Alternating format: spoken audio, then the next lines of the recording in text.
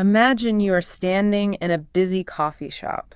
Okay, I am picturing it. You have studied English for 6 whole months. Right, working super hard. You memorize 50 vocabulary flashcards every single morning. Wow, that is a lot of flashcards. You never miss a single day on your language app. You have a huge daily streak going, you know? Exactly. You feel completely ready for a real conversation. Bring on the native speakers, right? Yeah. The barista asks how your weekend was. And you want to tell a great story. But then you actually try to speak. Oh, no. And your mind suddenly goes completely blank. Oh, I really hate that feeling. You sound like a broken robot reading a grocery list. Right, just totally robotic. My weekend was good. I slept. I ate pizza. It feels so incredibly embarrassing. It really is. Welcome to our deep dive today. We are so glad you joined us. We are tackling the dreaded intermediate plateau today. That plateau is a deeply frustrating place to be. Our mission today is actually quite simple. We really want to help you understand this feeling. Because hitting this invisible wall is incredibly common. It happens to absolutely everyone. We will give you tools to finally break through. When I first started learning, the beginner stage rocked. We officially call that beginner stage level A1. Right. Level A1 feels incredibly fast and exciting. You soak up new vocabulary like a dry sponge. Every single day feels like a massive victory. You learn simple numbers and basic action verbs. You can finally order a coffee or ask directions. That rapid daily progress feels incredibly good, right? It really does. You feel like an absolute language genius. But then you eventually reach level A2. Yes, and that is where everything suddenly slows down. You desperately want to reach level B1. Because B1 is where real human conversations happen. It is where you can actually make real friends. But crossing from A2 to B1 is notoriously tough. You study really hard, but you see absolutely zero progress. You just push and push, but nothing moves forward. You feel like you are completely trapped in a box. It feels exactly like walking through very thick mud. Oh, totally. Every single step takes a massive amount of energy. Your brain just feels completely tired and overworked. You wonder if you're just bad at languages. But hitting this frustrating wall is completely normal. It is. Yes, it usually just means you are halfway up the mountain. Ah, I see. And the middle of any mountain is definitely the hardest part. Well, the easy bottom is far behind you now. Right.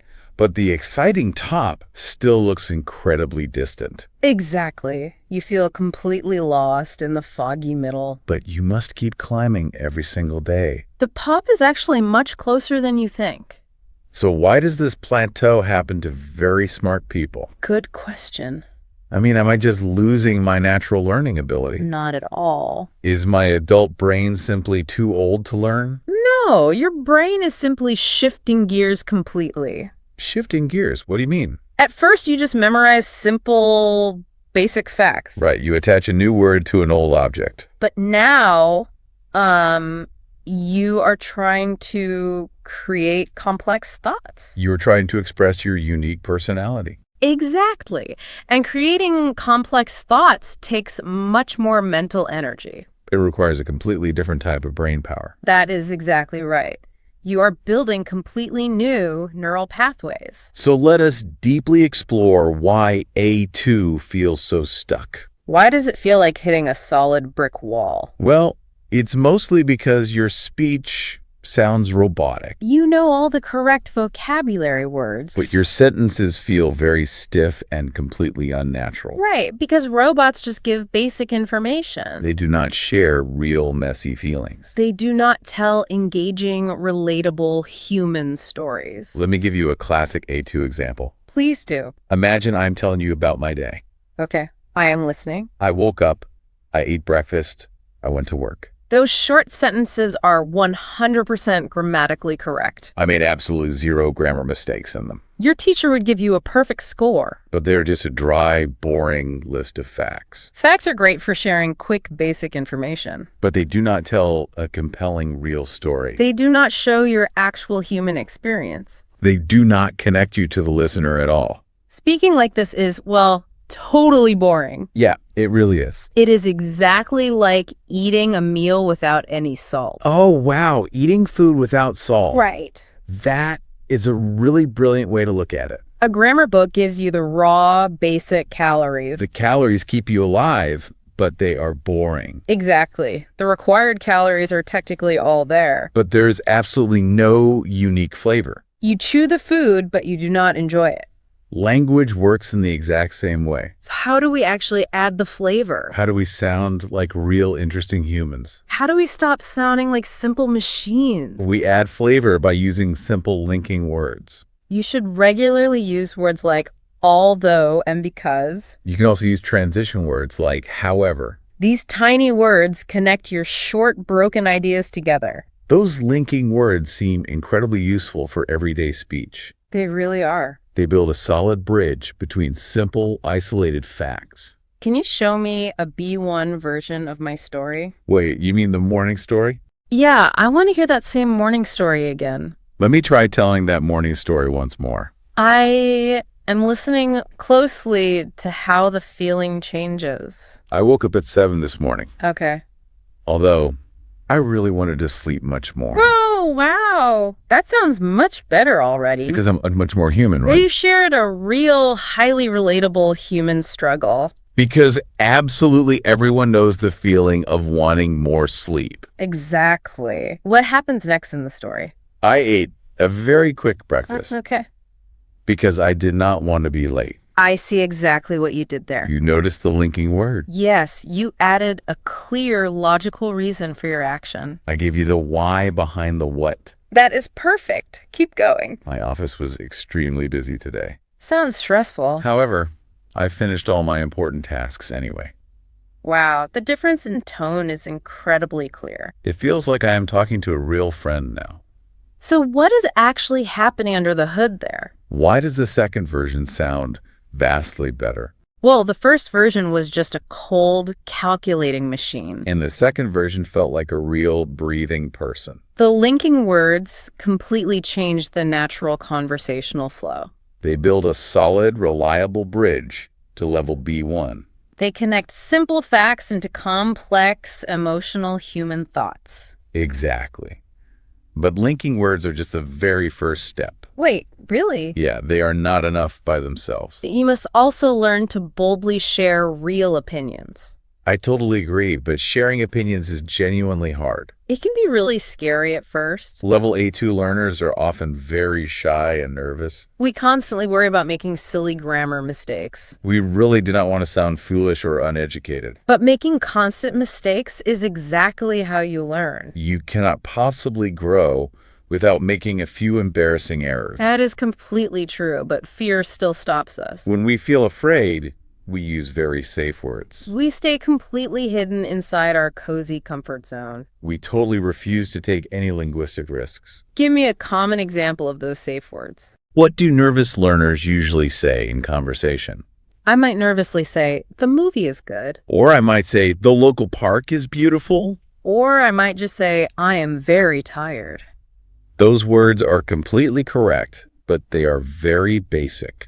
They do not start a deep, interesting conversation. But why are learners so afraid to go deeper? Why avoid sharing deeper, more specific personal feelings? Because deeper feelings reveal the real, authentic you. That level of honesty feels very vulnerable and scary. You are exposing your true personality in a foreign language. Also, deeper feelings require much more complex vocabulary. And we do not confidently know those complex words yet. But you absolutely must take risks to improve. Staying completely safe keeps you entirely stuck. You will never leave the intermediate plateau that way. You have to push yourself into uncomfortable territory.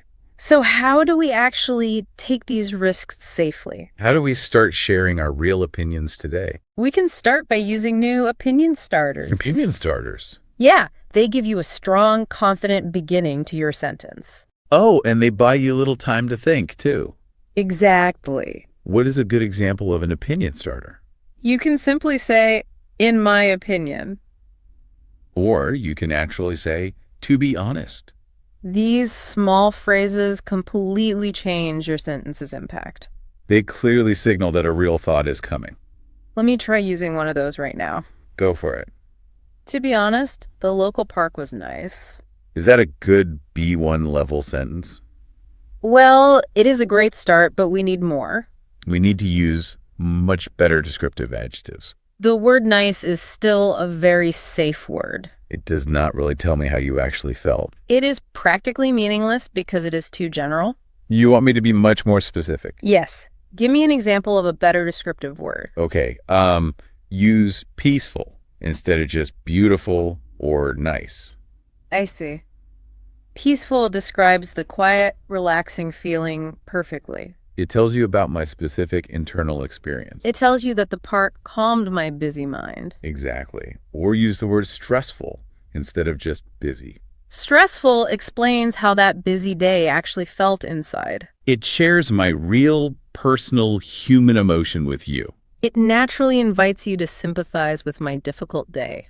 This simple vocabulary change makes the story truly yours.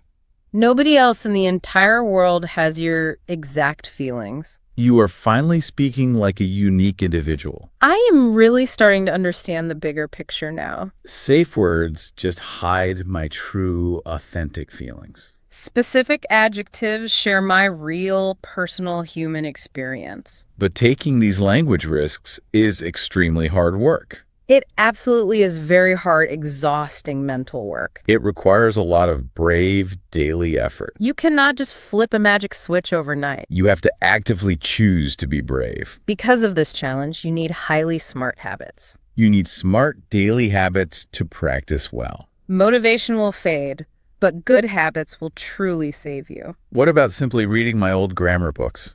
I have a huge stack of them at home. I can just study the rules every single night. Textbooks simply are not enough for you anymore. They only show you the basic structural rules. They do not teach you how to actually speak. You need entirely new daily tools to grow further. So we know we need to take brave risks. We know we need to use descriptive, specific words. But we must actually train our brains first. We have to actively notice these words in the wild. That is a fantastic point to make right now. Which brings us perfectly to your daily habits. What is the very first smart habit we need? The sources call the first habit active listening.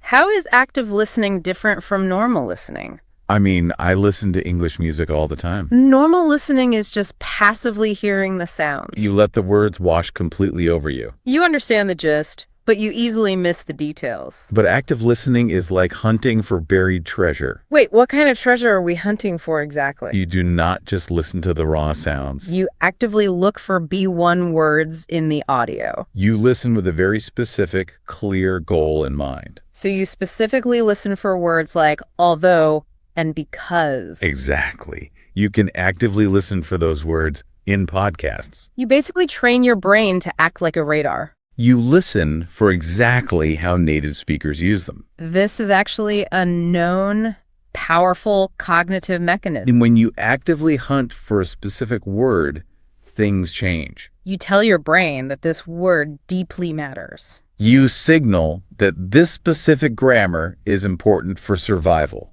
That moves the word from passive to active memory. You stop just recognizing it on a written page. You actually start reaching for it in real daily conversations. Now let us discuss the second smart habit. The sources call it the power of three. The power of three sounds like a magic trick. What exactly is this powerful daily habit? It is a brilliant trick to remember new vocabulary. When you learn a new word, you must stop entirely. Do not just blindly write it in your notebook. You must use it in 3 completely personal sentences. Can we look at the specific source example? I want to see how this actually works. Yes. Let us use the new word frustrated. Okay, here is my very first sentence. I feel frustrated with my incredibly slow computer.